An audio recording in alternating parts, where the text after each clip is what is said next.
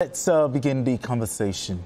As a former president, soldier and statesman, the torrent of tributes pouring in for Muhammad Buhari, who died on Sunday at the age of 82 in a London hospital, cannot be overemphasized.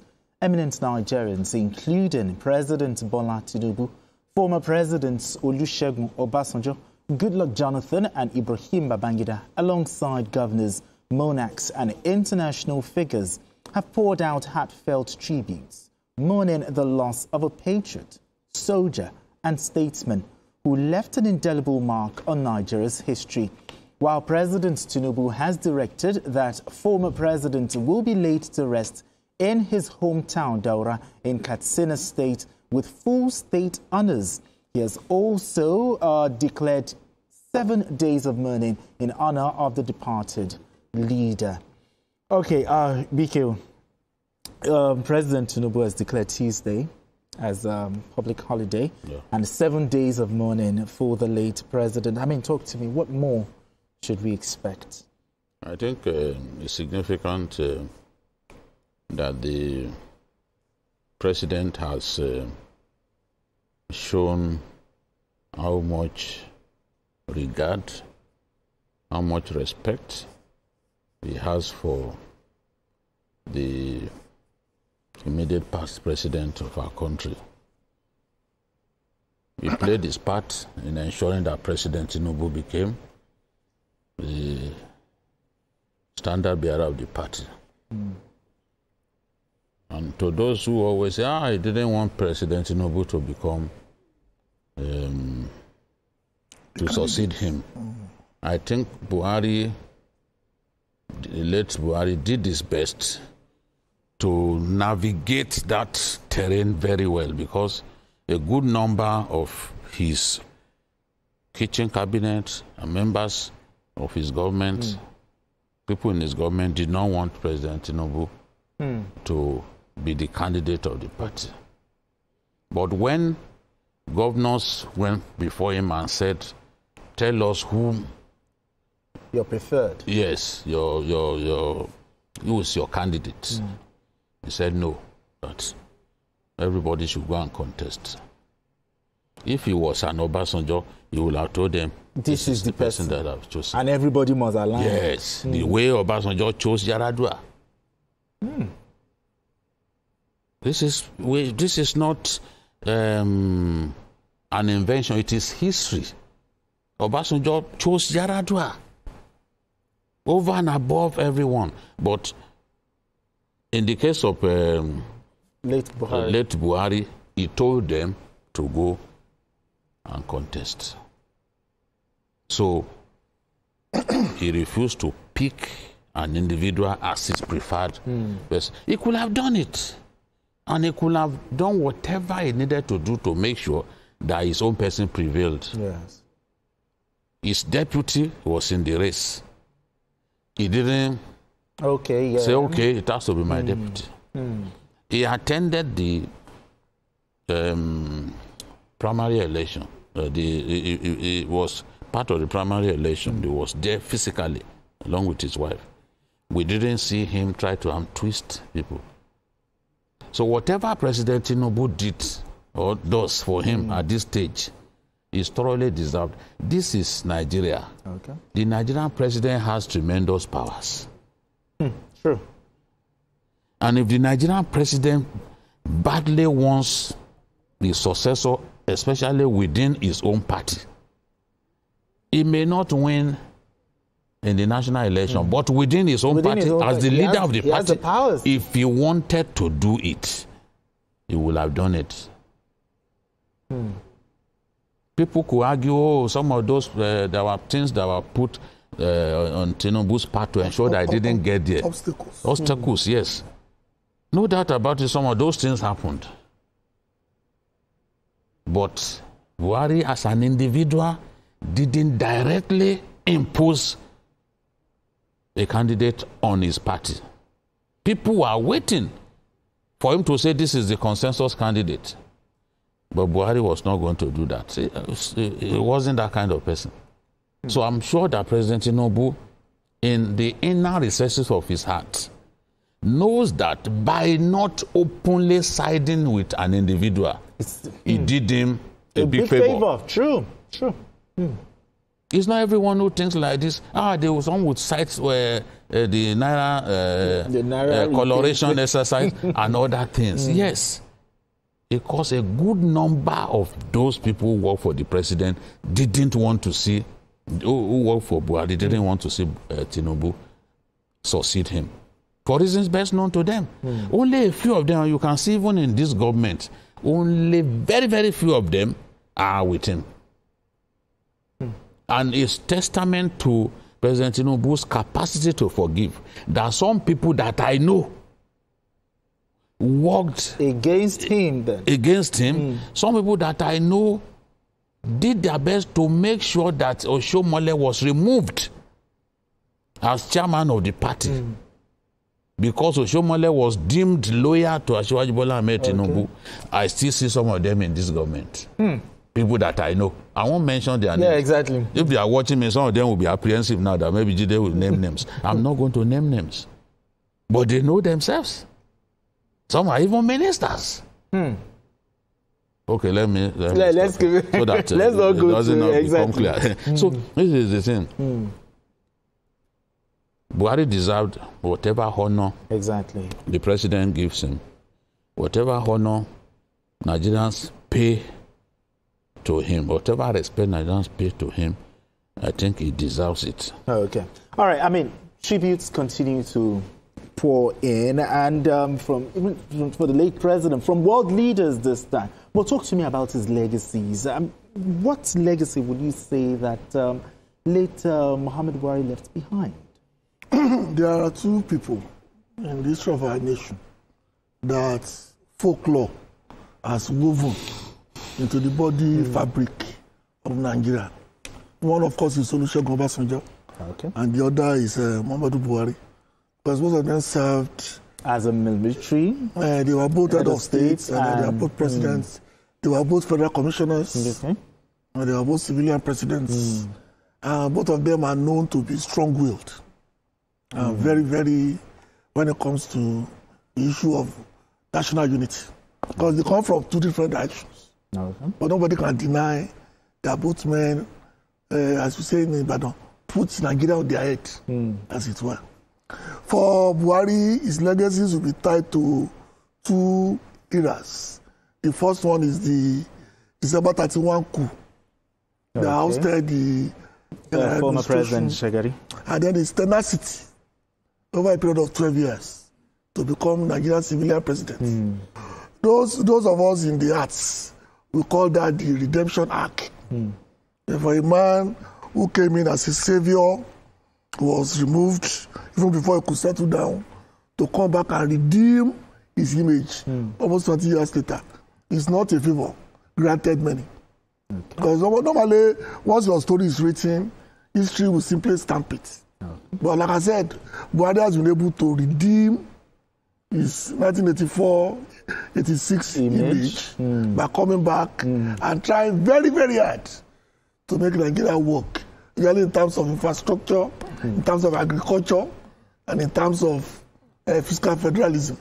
People keep forgetting that although the governors have not moved on this, it was the Buhari administration that removed from the exclusive list energy, rail transportation, things that are fundamental to our federation. Though most of the governors have not moved on it, it doesn't mean that it was not part of his legacy to free Nigerians from the shackles of putting everything in the center without working about whatever to call. So to me, the legacy are many, but the two I've just mentioned, his ability to come in at a critical juncture to save our republic. Whether he did a good job or not is nothing entirely, but he was willing to put himself forward. To say, okay, fine, Nigeria is drifting. Let me come in and see whether I can put it back on track. Both in 1984 and then later in 2015. All right, then. We have a veteran journalist and academic, Sule Yao Sule, joining us via Zoom, from Kano. Sule Yao Sule, thank you so much for joining us on the show, Journalist Hangout. Thank you very much. All right, Sule, yeah, the tributes have continued to pour in all over the world for the president. I mean, talk to me about the legacy the former president, the late Muhammad Buhari, left behind. Let's start from there. Well, first and foremost, one must say the fact that Buhari has stand as someone who is seen as very transparent. And that could be the reason why he maintained his followership for almost a decade. If you remember, Buhari keeps getting that 8 million, 12 million votes for 3 consecutive elections. And why was that happening? I think because people have identified him as someone who is transparent, who is championing the cause of a common man.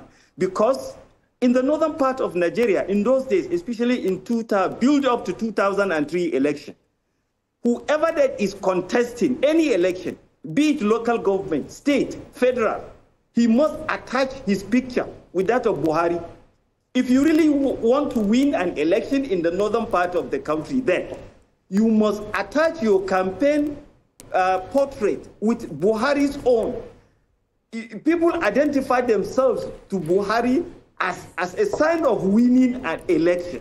So honestly, Buhari was someone who one can say hardly to be replaced in the northern part of the country because of the kind of blind followership that he enjoyed.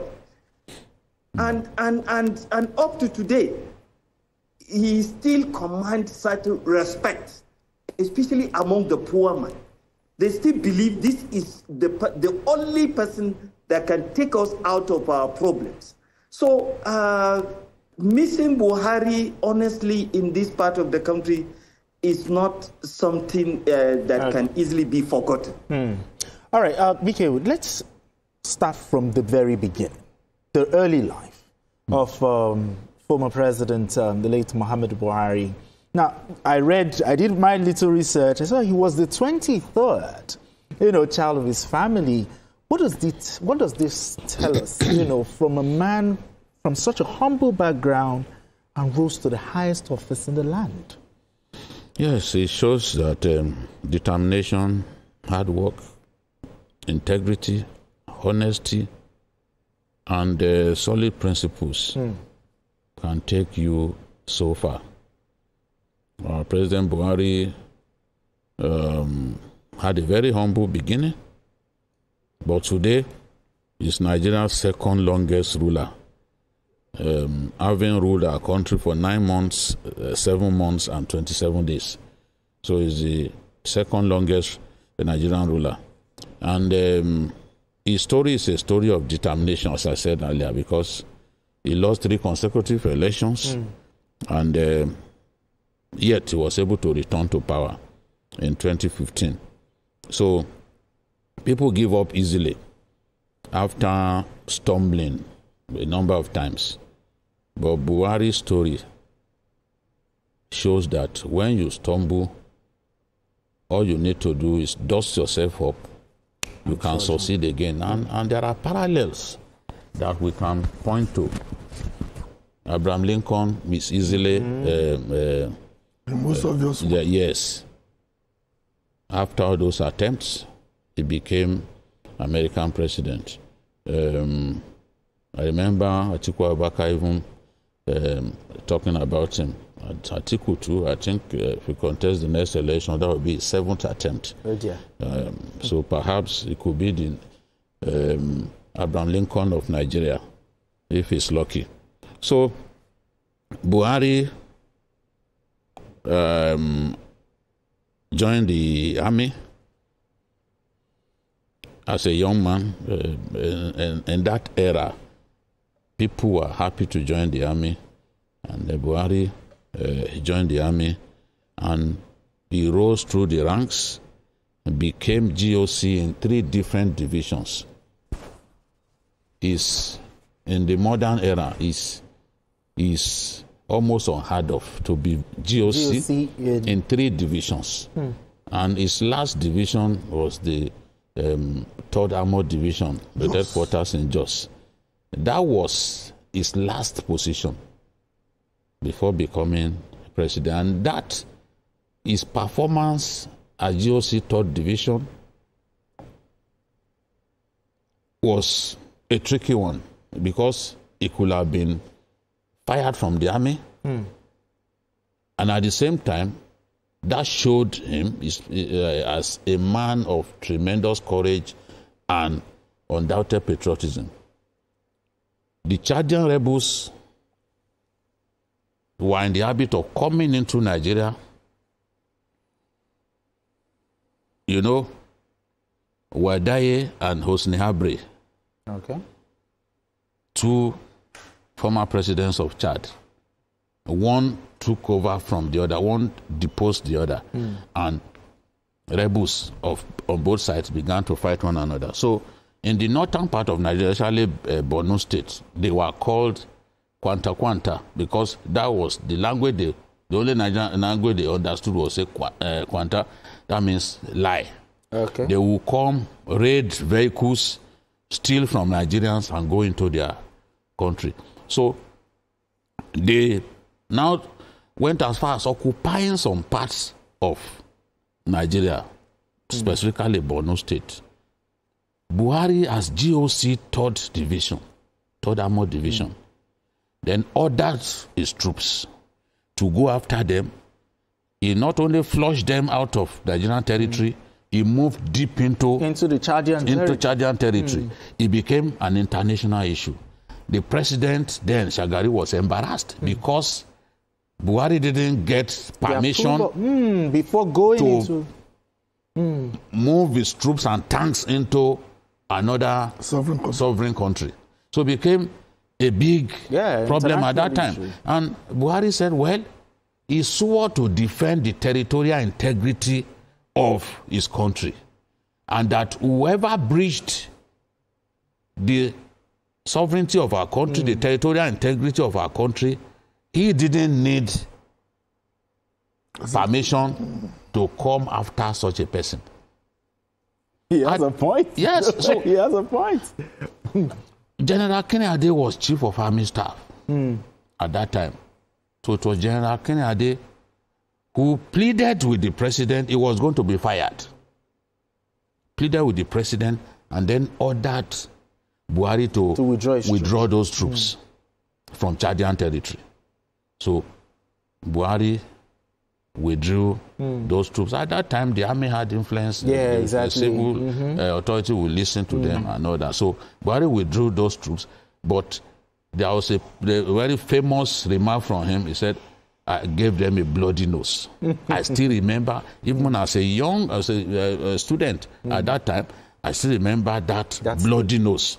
And I tried to find out what's the meaning of bloody nose. It was Buhari that made me to actually search for the meaning. So he showed that, look, he will not tolerate nonsense. Absolutely. And invariably, that was his last position. When that coup came,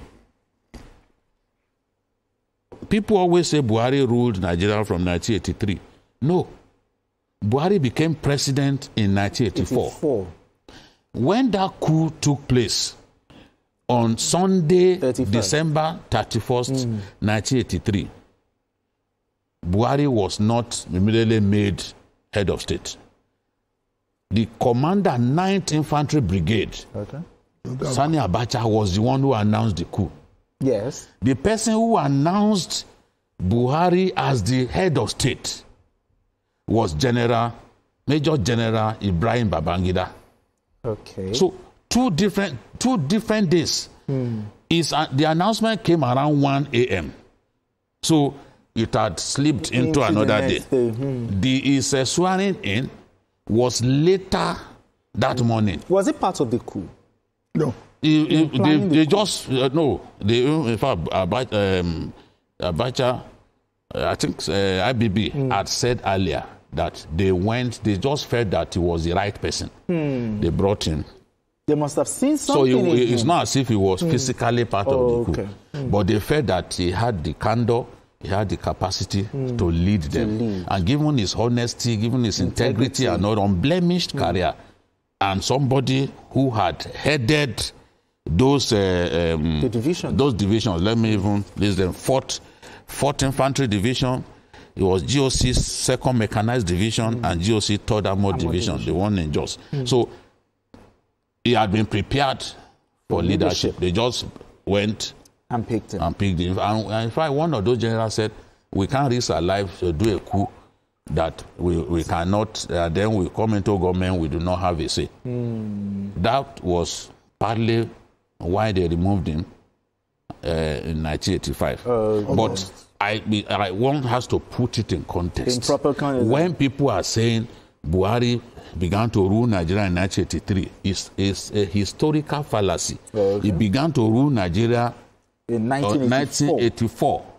That's 1st January 1984. The morning of 1st January. That was when he became head of state. They just planned the coup.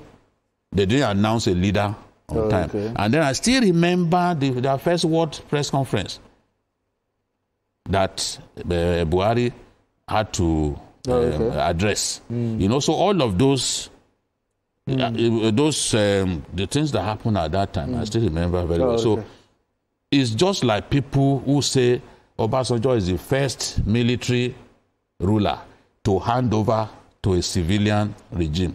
It's an absolute fallacy. Jerry Rawlings handed over power to civilians before Obasanjo, and I challenge people to fact-check me on this. They will see that of Jerry Rawlings came before Obasanjo, but you keep hearing about that Obasanjo is the first African leader to hand over to a civilian. It's a lie. History, we always find a way to correct these things, and I'm telling Nigerians to fact-check me now. As I talk now, fact-check me. You will see that Jerry Rawlings was the first. Before Obasanjo. So in the same vein, Buhari became head of state of Nigeria in 1984. January 1, 1984. Okay. All right then. We need to go on this quick break because many have described former President Muhammadu Buhari as someone who gave his all for Nigeria.